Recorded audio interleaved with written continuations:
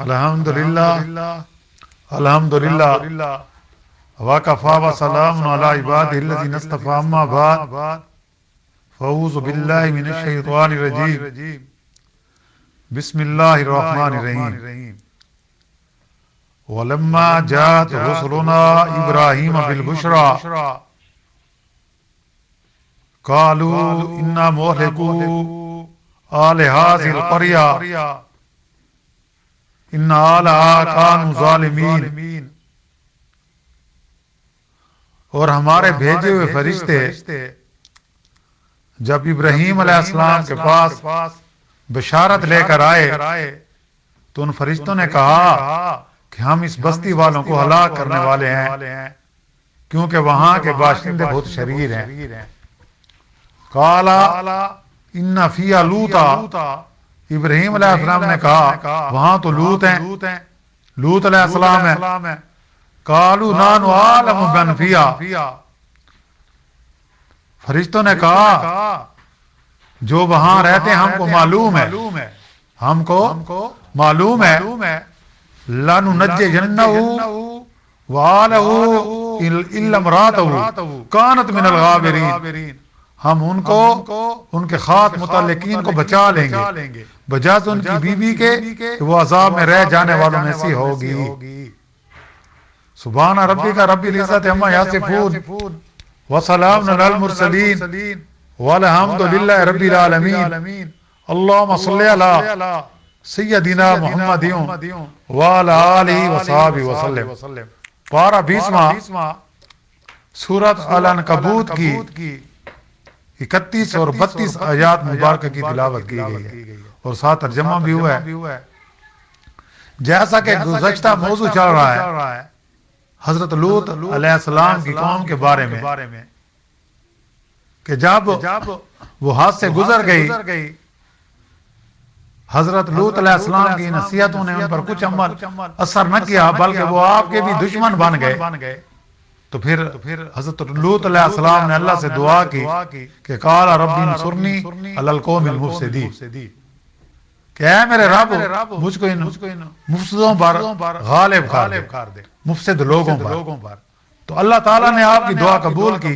اب ان آیاتوں میں یہ ذکر ہے وہ فرشتے آ رہے ہیں عذاب کے، پہلے حضرت ابراہیم علیہ السلام کو ملتے ہیں، پھر حضرت ابراہیم علیہ السلام کو بشارت دیتے ہیں کہ تیرا ایک بیٹا پیدا ہوگا اور پوتا پیدا ہوگا، یعنی حضرت اسحاق علیہ السلام اور یعقوب علیہ السلام، اور ساتھ یہ بھی بتاتے ہیں کہ ہم حضرت لوط علیہ السلام کی بستی میں ان کو ہلاک کرنے جا رہے ہیں۔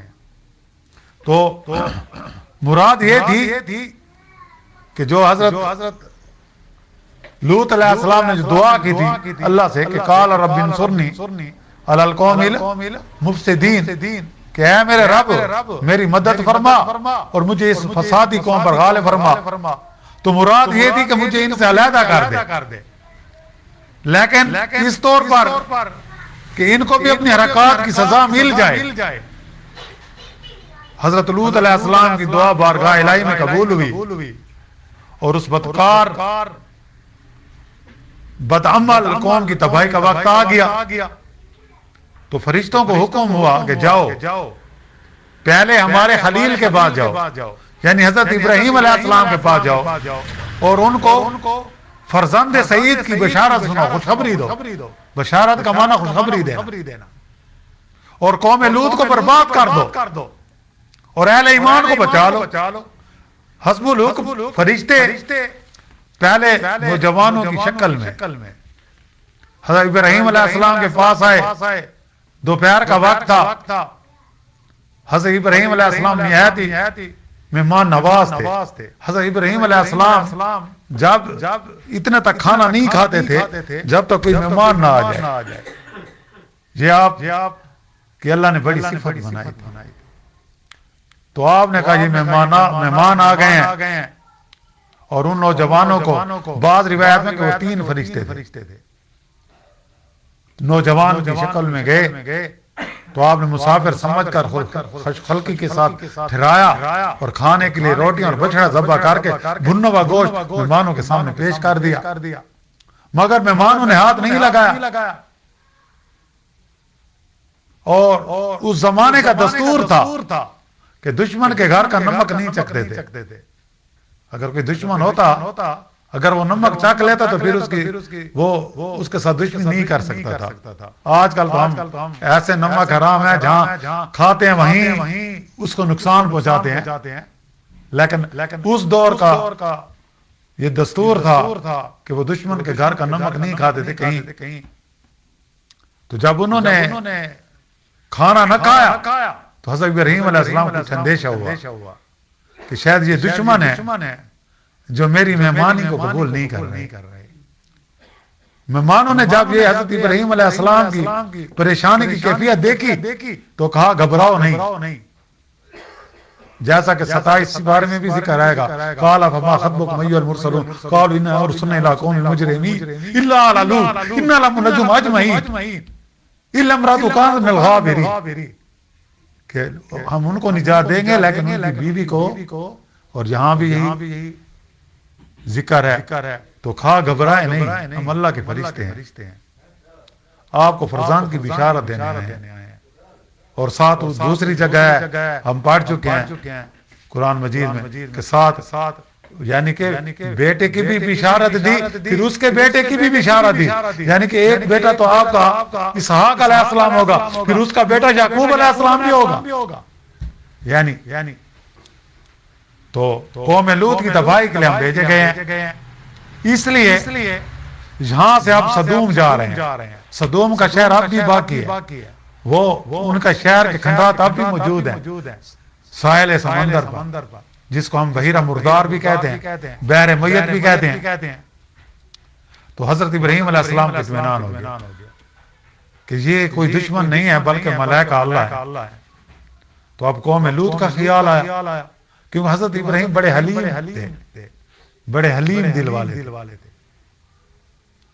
اور فرمانے لگے تم اس قوم کو کیسے برباد کرنے جا رہے ہو جس میں لوط علیہ السلام اللہ کا نبی موجود ہے. اور حضرت لوط علیہ السلام کون تھے؟ حضرت ابراہیم علیہ السلام کے بھتیجے بھی تھے. وہ میرا حقیقی بھتیجا بھی ہے اور دین حنیف کا پیرو بھی ہے. فرشتوں نے کہا یہ سب کچھ ہم جانتے ہیں مگر اللہ کا فیصلہ ہے. جب اللہ ایک فیصلہ کر لیتے ہیں تو اس میں تبدیلی نہیں آتی. قوم لوط اپنی سرکشی اور بدعملی بے حیائی اور فواحش پر اصرار کی وجہ سے ضرور ہلاک کی جائے گی. اور لوط اور ان کا خاندان اس عذاب سے محفوظ رہے گا. البتہ لوط علیہ السلام کی بیوی قوم کی حمایت کی وجہ سے قوم لوطی کے ساتھ عذاب پائے گی.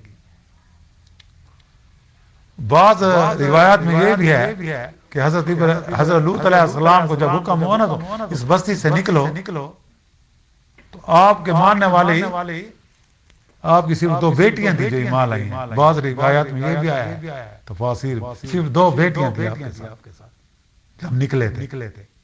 اور بعض روایت میں کہ چند لوگ ایمان لائے تھے. تو غرض کہ ملائکۃ اللہ حضرت ابراہیم علیہ السلام کے پاس روانہ ہو کر صدوم پہنچے اور یہ اپنی شکل صورت میں حسین و خوبصورت نوجوانوں کی حیثیت میں ایسے خوبصورت نوجوان کہ کبھی کسی نے ایسے حسین چہرے دیکھے بھی نہیں تھے. صدوم پہنچ کر لوط علیہ السلام کے مہمان بن گئے. حضرت لوط علیہ السلام نے ان مہمانوں کو دیکھا تو گھبرائے کہ میری قوم تو بڑی بد اخلاق ہے بد چلن ہے. یہ میرے مہمان ہیں ان کے ساتھ زیادتی نہ کریں. ڈرے گھبرائے کہ اگر بدبخت قوم کو معلوم ہوا تو وہ مہمانوں کے ساتھ کیا معاملہ کریں گے. کیونکہ ابھی تک لوط علیہ السلام کو یہ نہیں بتایا گیا کہ یہ فرشتے ہیں. بہرحال یہ فرشتے جب حضرت لوط علیہ السلام کے ہم مہمان کی حیثیت سے ٹھہرے تو پھر کیا صورتحال پیش آئی تو انشاءاللہ اس کا ذکر ہمارا آئندہ درس میں ہوگا. اللہ تعالیٰ ہم کو ظاہر میں اور باطن میں ہر طرح کے فسق و فجور سے پاک صاف رکھیں اور شریعت مطہرہ کی پابندی ظاہراً اور باطن نصیب فرمائیں. اللہ تعالیٰ ہر طرح کے ظاہری باطنی دینی فتنہ فساد سے ہم کو محفوظ رکھیں. آج کل فتنوں کا دور ہے.